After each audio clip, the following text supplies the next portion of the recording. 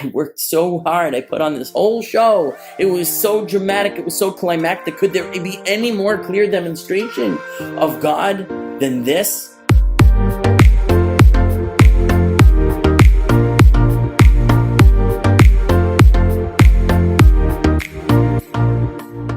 There's this very dramatic confrontation between Eliyahu Hanavi, Elijah the prophet, and the 450 priests of Baal at the time where the Jewish nation was steeped in an idol worship called Baal. And he wanted to prove to everybody that there was no God other than Hashem. So he invites, the Jews to come and watch a showdown between him on the one hand and the priests of Baal on the other hand. And this was at Har HaKarmel, Mount Carmel. And Eliyahu on one side has a bull, and on the other side, the 450 priests of Baal, they have a bull. And each one is going to give an offering to God. Their work is to slaughter the bull and to put it each one on his altar, and then to pray to God to send down the fire. And whoever's prayer is answered, the Jews should see and know who's the real God. He basically says to the priests of Baal, you go first. Right?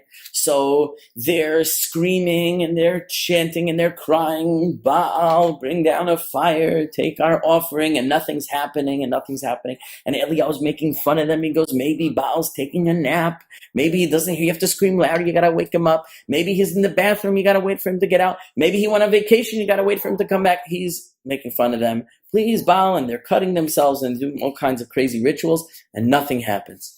Finally, Eliyahu Hanavi just makes like a small gesture to God, and immediately a fire comes down and takes his korban. And the Jews are so impressed that they all cry out, Hashem hu ha'elokim, Hashem hu ha'elokim. God, Hashem is God, Hashem is God. And, they fall upon the priests of Baal and they slaughter all of them. Hooray! Great big communal tshuva that everybody does. However, very soon thereafter, the Jews are back to worshiping Baal. And Eliyahu Hanavi isn't the story of each of our lives, let's be honest. Eliyahu Hanavi is so broken by this. He's so broken by this. He's like, I worked so hard. I put on this whole show. It was so dramatic. It was so climactic. Could there be any more clear demonstration of God than this? And it didn't work.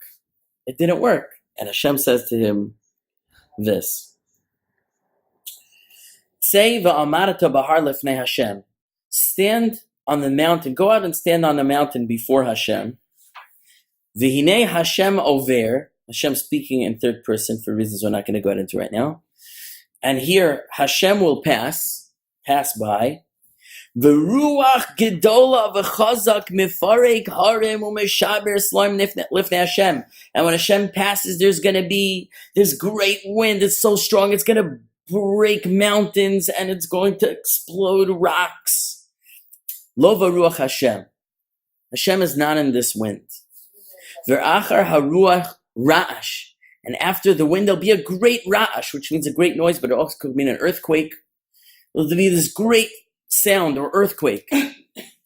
Lo v'ra'ash Hashem. Hashem is not in that sound. V'achar hara'ash eish. And after the great sound, there's going to be fire. Lo v'eish Hashem. Hashem is not in the fire. V'achar ha'eish. But after the fire, kol demama daka. There will be a very, very fine silence. Like almost a tangible silence. And after that phrase, he doesn't say, Hashem's not there. There he leaves it. So my Rebbe, Moshe Pluchak, who I mentioned last week, said this explanation. He says, sometimes we think that the way to Hashem is through these very impressive, giant leaps of changing our life over, making just gigantic miracles happen for us. I'm going to turn over my life in a day. He says that doesn't work. That doesn't last. The extremity with which you turn over this way, a person will turn over the other way. And Hashem is telling Eliyahu, the reason it didn't work is because you can't change people like that. I'm not in the fire, and I'm not in the noise, and I'm not in the wind, this great, strong wind, the storm. I'm in the silence. says Hashem, people need to be moved in small steps. We need to be spoken to softly and brought gently closer to Hashem, little by little. That's the way change is going to happen.